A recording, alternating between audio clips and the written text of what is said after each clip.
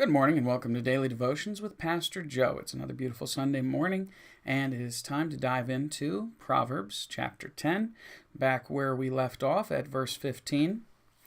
And right at the beginning of the video, I'd just like to ask again, if you like it, leave a like. If you have anything you'd like to talk about or add to the discussion, hit the comment section down below. Share this video with a friend and let me know what you think. We're trying to continue doing things, getting things on track, get the devotionals out there every day as best we can.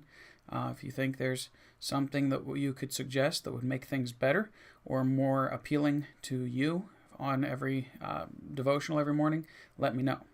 All right. Proverbs 10:15 says, "The rich man's wealth is his strong city. The destruction of the poor is their poverty." And in life, many commentators just consider this to be very common sense.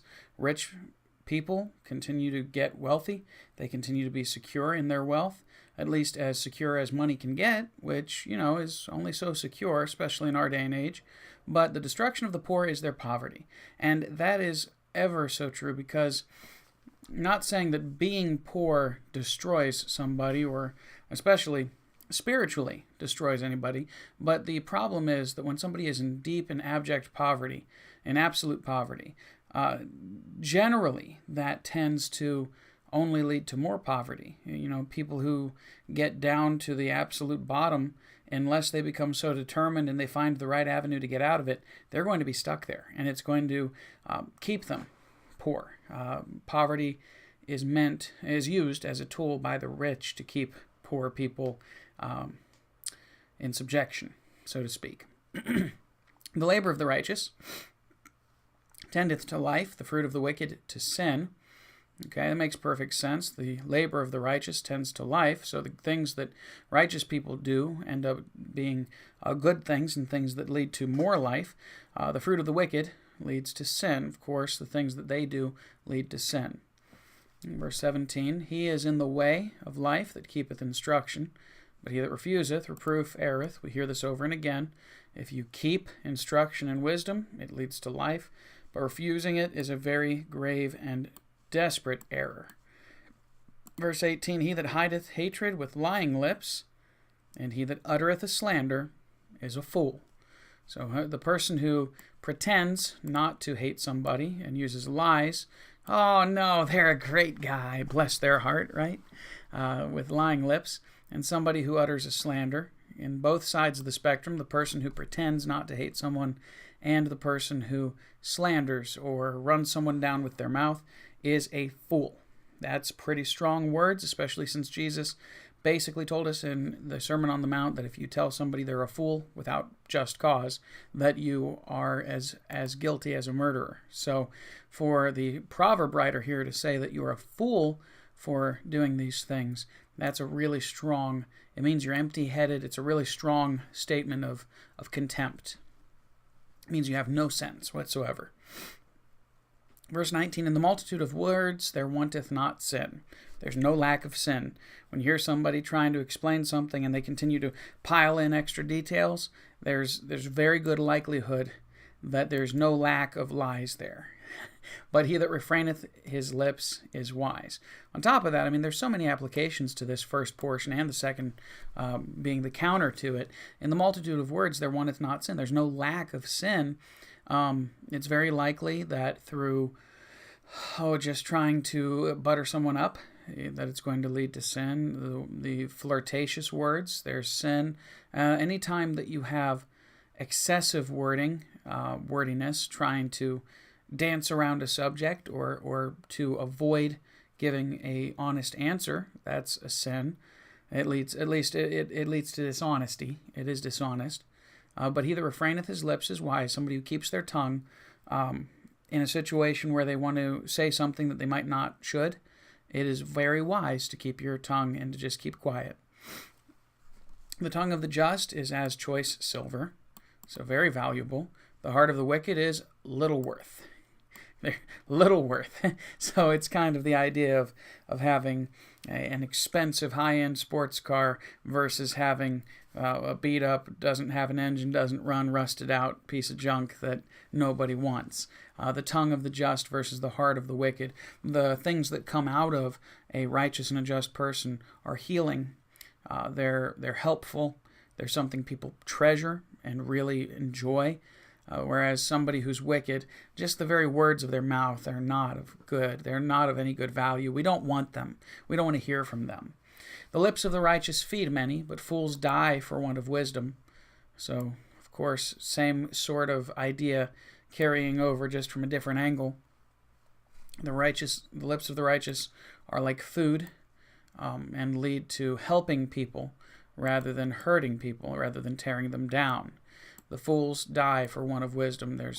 There's a serious, well, there's a lot of serious implications to that. There are some people out there, I've seen, images floating around that say this is why women live longer than men, and it shows men like standing on each other's shoulders, changing a light bulb or something, or standing on a chair that's precariously perched on a cardboard box or something, and it's dangerous, right?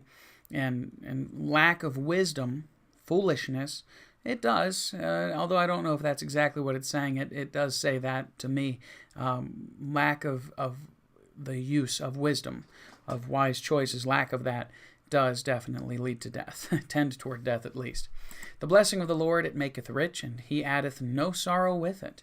God gives great blessings. It makes you rich, at least in your heart. I mean, I'm not going to say that serving God makes you wealthy, and I don't think the proverb writer is really meaning that either, although he was made wealthy by the Lord, and in some cases it is true. God does bless people with finances as well, but not always. And he doesn't add sorrow with that wealth, because we've read also in earlier parts where wealth just leads to sorrow. It disappears so quickly. It has wings like eagles. It's a trouble to people. It's not really as much of a help as it is a trouble. Whereas the wealth from the Lord doesn't add that sorrow and that trouble. Verse 23, it is as sport to a fool to do mischief, or in other words, to cause trouble is a game to the foolish people. It's like a game. I've had aunts and uncles say, "Is this some kind of a game to you?" To nieces, nephews, or cousins of mine. They'd say, "Is this some kind of a game to you? Do you think it's some kind of a game?" And yeah, they like to cause trouble. But a man of understanding hath wisdom. So of course that's the inverse of that is to use wisdom. Don't be foolish. Don't cause mischief. The fear of the wicked, it shall come upon him, but the desires of the righteous shall be granted. That could be partially because of the things that you dwell on tend to come true in your life. But also, the very fear, the very thing that the rich man is afraid of, losing his wealth, the more he dwells on that and worries about it, the more it's going to go away or be of no value to them. Following in with the same train of thought as earlier, but the fear of the wicked, it's going to be what tears them down. The thing that they fear most will be the thing that tears them down. But the desire of the righteous shall be granted. And that's fantastic, first and foremost because our desires are in line with God's desires for us if we're really right with God. And so those desires will always be fulfilled because God is at the center of those desires. Verse 25, as the whirlwind passeth, so is the wicked no more, but the righteous is an everlasting foundation. So they come through, they cause a lot of trouble and noise and destruction, and then they're gone. The wicked is no more. But the righteous is an everlasting foundation. How many righteous people down through the years can most of us name, especially in the church world, who were founding fathers down through the ages? How many missionaries can you name right now that just come to your mind? Are there some of those? And then all of the primary Bible characters, the good ones, are the ones we recognize and hold up because we look to the righteous. We look to the good people. We don't look to the bad. Their names are names we tend to prefer to get rid of and to forget about because those names are just names that cause pain, and so we throw them away. Verse 26, as vinegar to the teeth and as smoke to the eyes, Think about how painful smoke in your eyes is, or vinegar to your teeth. If your teeth were already hurting, you had a toothache, some cavities, you get vinegar in there, and it's just this acid that begins to sting and to hurt the exposed nerves, maybe. So is the sluggard to them that send him. The lazy person is absolutely painful to the person in charge of them who tried to send them to do a good job. Think about it. That's just a very sad statement on that person's life. You're as difficult and as painful to me as smoke in my eyes. Verse 27, the fear of the Lord prolongeth days, but the years of the wicked shall be shortened. We know that living the way the Bible tells us to live, it leads to a longer, happier, healthier life, because everything in the Bible is good common sense for you to live by, whereas so many diseases, so much destruction, so much pain, so much suffering follows sin. Yes, all of us will face death one day unless the Lord comes back and sweeps us away before then. But even with that, that doesn't mean that our days are going to be as sufferable and as short serving the Lord. You understand that serving the Lord generally tends to live to a longer, happier, healthier life. And barring some accident, if you live the way God intends for us to live, that means eating right, being healthy, abstaining from drugs and alcohol, abstaining from sexual immorality, abstaining from doing wicked and evil things of all kinds. You abstain from those things, and your days will be prolonged. But the years of the wicked shall be shortened, and they do. They get shorter and shorter with every sin. And of course, that they do have accidents that are results of their sin, and so that's even further step out. Verse 28, the hope of the righteous shall be gladness, but the expectation of the wicked shall perish. Going back to that same idea as verse 24, the things that we hope for will be glad things, will be good things, will be things that bring gladness, but the expectation of the wicked shall perish. It's going to die with them. And even if they get what they want, it's going to mean nothing when they get it. People who are greedy for more and more never are satisfied with what they have. They'll never be satisfied with what they get. Verse 29, the way of the Lord is strength to the upright, but destruction shall be to the workers of iniquity. God's going to give his strength to those who live right. Once again, looking back to the prolonging of days in verse 27, you're going to have strength for all of your days, but destruction shall be to the workers of iniquity.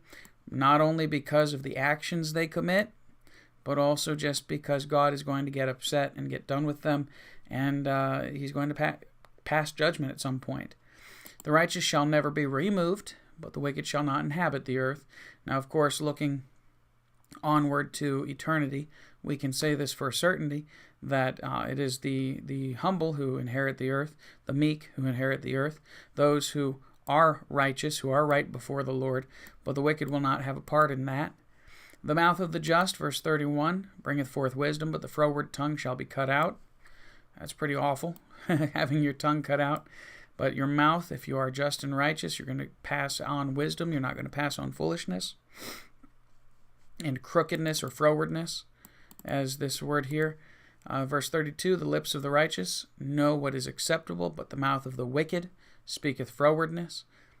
Just again, the mouth of the wicked speaks frowardness, to the thought of that. The lips of the righteous know what is acceptable. So we know to use common sense in the way we speak to one another. We know to be kind, to be polite, to not do something just to harm somebody. That doesn't mean that we cater to everyone's desires, but it does mean that we're careful in our speech. We're careful, or at least we should be, as Christians, careful in our speech. But the wicked speaks frowardness or crookedness, wickedness. And so that same idea, the things they say, they don't care if they offend people. So many people. And in our culture, in our civilization today, in America especially, so many people don't care if they offend and upset and hurt people's feelings. And more than just feelings, but really offend somebody, like hurt them. They don't care. But the righteous, we do our best, not necessarily to accommodate every whim and fancy, but to just be kind. You understand? Just to be kind to one another. Anyway, it's been good looking into this proverb. We're going to jump into Proverbs chapter 11 next week. In the meantime, I hope you have a great day in the Lord today. God bless. Have a wonderful day in the Lord, and I'll see you tomorrow on another Daily Devotions with Pastor Joe.